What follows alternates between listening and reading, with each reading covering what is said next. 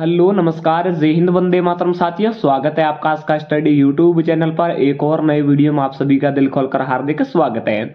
इस वीडियो में अपन बात करने वाले हैं आज जो अपना आरआरबी एनटीपीसी में ग्रेजुएशन और अंडर ग्रेजुएशन दोनों पेपर के लिए मैथ के लिए बातचीत करने वाले हैं, यानी कि गणित में अपन 30 में से 30 नंबर कैसे ले आए उसके संबंध में संपूर्ण बातचीत करने वाले हैं। चलिए अपन डायरेक्टली वीडियो की शुरुआत कर देते हैं। शुरुआत करने से पहले छोटी सी रिक्वेस्ट है कि चैनल पर नए हो तो चैनल को सब्सक्राइब कर लीजिए और बेल आइकन को प्रेस जरूर कीजिएगा, क्योंकि 30 के आसपास मेरे पास पेपर अवेलेबल है। तो मैं आपको सारे जीके जीएस के क्वेश्चन बताऊंगा और मैथ की पीडीएफ है वो डाल दूंगा टेलीग्राम चैनल पर, यानी कि टेलीग्राम चैनल 1-2 दिन में थोड़ा बिजी हूँ, उसके बाद अपन शुरू करने जाएंगे टेलीग्राम चैनल, उस पर सक्रिय रहना स्टार्ट कर देंगे, क्योंकि अभी थोड़ा बिजी हूँ। अभी ट्रेन आने वाली है, ट्रेन का टाइम भी होने वाला है, इसलिए आज संपूर्ण बातचीत अपन जल्दी से कर लेते हैं मैथ के टॉपिक पर, यानी कि अपन मैथ के कौन कौन से टॉपिक पढ़ने चाहिए, कौन से टॉपिक से कितने क्वेश्चन आते हैं और कौन से टॉपिक से कितने क्वेश्चन यानी कि कितनी टाइप के क्वेश्चन आते हैं, संपूर्ण बातचीत करेंगे। और मैं आपको एक प्लान बताऊंगा, उसके माध्यम से आप तैयारी कीजिए। आप मैथ में 1-2 नंबर भले कट जाए, लेकिन बाकी वाले जैसे 26 या 27 नंबर आराम से ला सकते हैं। चलिए एक और सुझाव है कि वीडियो को पूरा देखिए। अगर पूरा नहीं देखते हो तो अभी चले जाइए, क्योंकि पूरा नहीं देखोगे तब आपको समझ में नहीं आएगा वीडियो कि मैं क्या कहना चाह रहा हूँ। आपको सिर्फ फोकस करना है कि मैं आपको क्या बताने जा रहा हूँ, पूरा पूरा दिमाग लगाना है कि मैं क्या कहना चाह रहा हूँ, वो आपके काम की चीज है या नहीं है। चलिए वीडियो की शुरुआत करते हैं। तो आप सभी को पता है अपने मैथ के कम से कम 10 से 12 टॉपिक हैं जिन पर अपन विस्तृत चर्चा करने वाले। छोटा सा वीडियो होगा, ज्यादा लंबा वीडियो नहीं होगा। और एक बात, धन्यवाद सभी को, क्योंकि बहुत बढ़िया सपोर्ट दिखा रहे हो भाई साहब। अपने 1000 सब्सक्राइबर्स भी कंप्लीट होने वाले हैं। लगातार मैं वीडियो लेके आऊंगा और 30 पेपर उनमें लाइव आकर डेली आपको एक पेपर एनालिसिस कराऊंगा, यानी कि जीके जीएस के काफी सारे क्वेश्चन अपन कर लेंगे। लेकिन मैं तो रीजनिंग का क्या है, मेरे पास बोर्ड अवेलेबल नहीं है, बोर्ड के बिना मैं इसका सॉल्यूशन नहीं करा सकता, इसलिए पीडीएफ डाल दूंगा टेलीग्राम चैनल पर। चलिए अपन मैथ की बात करते हैं। तो मैथ में अपने टॉपिक है सबसे पहले एलसीएम एचसीएफ, एलसीएम एचसीएफ के बाद एवरेज और आयु संबंधित क्वेश्चन, उसके बाद परसेंटेज, प्रॉफिट एंड लॉस, अनुपात समानुपात। अनुपात समानुपात में से एक भी क्वेश्चन नहीं आता है तो समथिंग एक आधा क्वेश्चन आता है, लेकिन मैंने सारे पेपर देखे थे, लगभग क्वेश्चन नहीं आ गया था। एक आधे पेपर में एक क्वेश्चन था, बाकी क्वेश्चन नहीं था। उसके बाद अपना समय एंड कार्य यानी कि टाइम एंड वर्क है, समय तथा दूरी है, उससे संबंधित ट्रेन से संबंधित क्वेश्चन आ रहे हैं, सिंपल इंटरेस्ट और कंपाउंड इंटरेस्ट यानी कि साधारण ब्याज है और चक्रवर्ती ब्याज है, और उसके बाद अपना क्षेत्रफल और आयतन। अब अपन बात करते हैं कि तैयारी कैसे करें ताकि आराम से अपन नंबर गेन कर पाए, क्योंकि स्कोरिंग सब्जेक्ट है वो मैथ और रीजनिंग दोनों ही है। तो सबसे पहले आपको करना ऐसे है, जैसे आपने सबसे पहले टॉपिक उठा लिया एलसीएम और एचसीएफ, तो आपको एलसीएम और एचसीएफ एक ही दिन में पूरा करना है, क्योंकि लिमिटेड उसमें मटेरियल दिया गया है एलसीएम एचसीएफ में। ज्यादा क्वेश्चन के टाइप नहीं है, लिमिटेड टाइप के क्वेश्चन ही है एलसीएम एचसीएफ ने, और बहुत ही इजी टॉपिक है ये। तो सबसे पहले एक दिन में यानी कि कल से आपको स्टार्ट करना है। मैं जो भी बता रहा हूँ वो कल से स्टार्ट कर दीजिए, बहुत ही बेहतरीन होगा, आपको बहुत हेल्प मिलेगी इससे। आपको क्या करना है, जैसे आपने एलसीएम एचसीएफ का पूरा टॉपिक के सभी क्वेश्चन यानी कि सभी टाइप के एलसीएम एचसीएफ का एक भी टाइप का क्वेश्चन छूटना नहीं चाहिए, सभी टाइप के आपको क्वेश्चन को हल करना है। सारे क्वेश्चन हल करने के बाद आप, जैसे मैंने टेक्स्ट बुक बताया, आप कोई कहीं से भी लीजिए टेस्ट, लेकिन टेक्स्ट बुक पर ऐसा है कि आपको चैप्टर वाइज अलग से टेस्ट मिलेंगे, यानी कि जो आप टेस्ट परचेज करोगे ना उसके साथ ही आपको चैप्टर वाइज अलग मिलेंगे, और फुल टेस्ट यानी कि पूरा टेस्ट वो अलग मिलेगा। तो चैप्टर वाइज टेस्ट से इसको आप फायदा ऐसे है, जैसे आपने एलसीएम और एचसीएफ आज के दिन में सभी टाइप के क्वेश्चन कर लिए, सभी टाइप के क्वेश्चन करने के बाद आप जाइए टेक्स्ट बुक पर। टेक्स्ट बुक पर जाकर उन एलसीएम और एचसीएफ के जो चैप्टर के क्वेश्चन दिए गए उनको आप हल कीजिए, यानी कि उनमें टेस्ट दीजिए। फिर आपको पता चलेगा कि कौन से अपने क्वेश्चन राइट हो रहे हैं और कौन से रॉन्ग हो रहे हैं।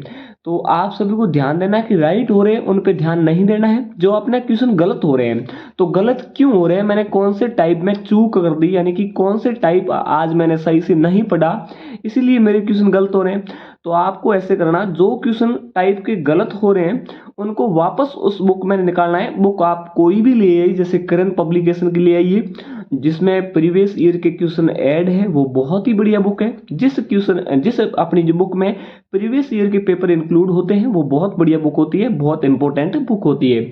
और भी RS अग्रवाल है, यानी कोई भी बुक ले आइए, लेकिन आपको सभी टाइप के क्वेश्चन पहले हल करना है।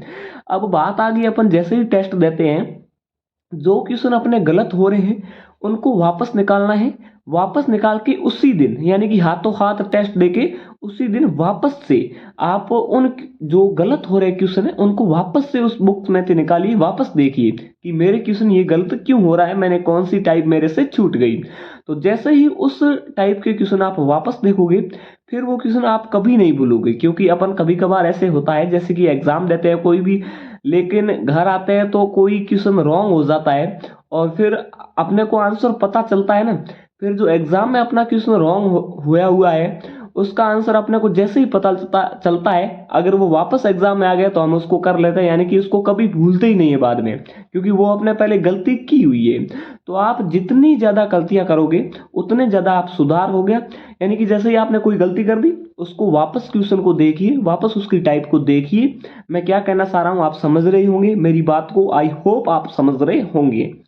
तो उस टाइप के क्वेश्चन को आपको वापस निकालना है और उसको दोबारा से करना है। जितने टाइप्स के क्वेश्चन नहीं हो रहे, भले 3 4 कितनी भी टाइप हो, गलतियां इंसान से 1000 बार होती है, 1000 नहीं हजारों करोड़ों बार होती है, गलतियां तो होती रहती है। तो आपको उस टॉपिक के क्वेश्चन को वापस से प्रैक्टिस करना है, वापस 2-3 बार प्रैक्टिस कर लो।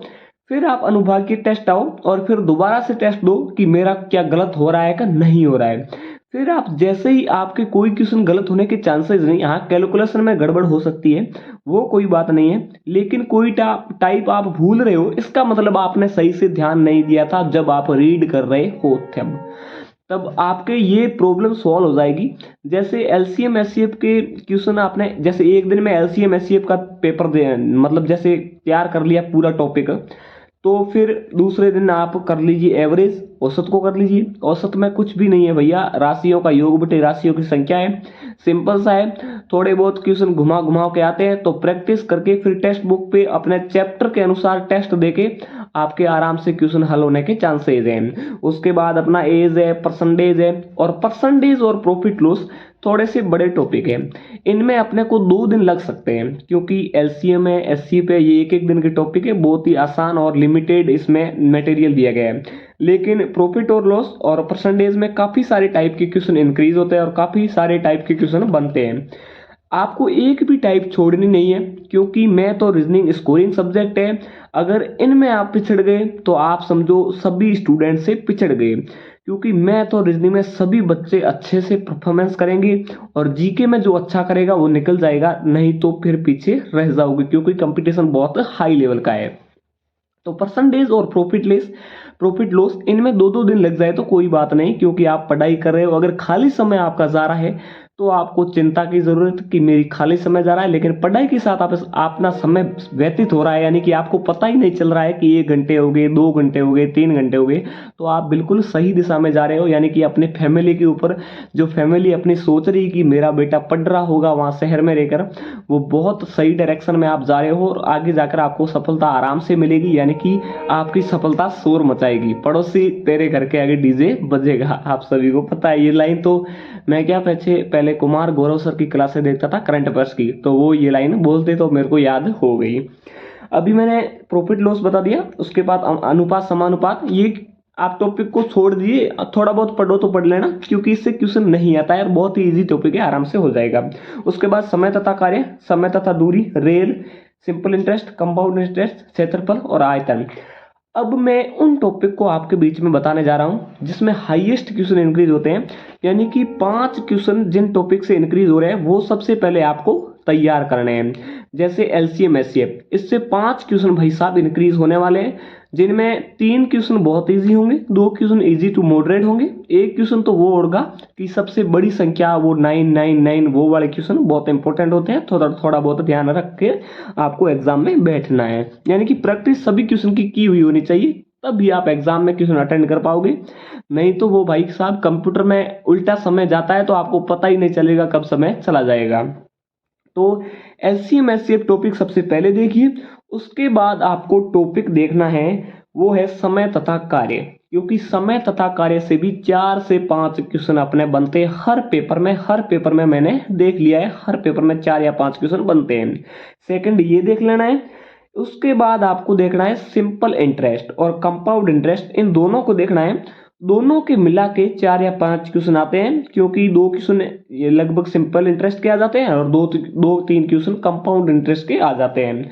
तो सबसे पहले एलसीएम एचसीएफ को देखना है एक दिन में, फिर एक दिन में आपको समय तथा कार्य को करना है। बिल्कुल इजी टॉपिक है, थोड़े बहुत घुमा घुमा कर क्वेश्चन देते हैं, सेम क्वेश्चन को थोड़े बहुत घुमाते हैं, तो बिल्कुल एक ही दिन में आपको कंप्लीट करना होगा।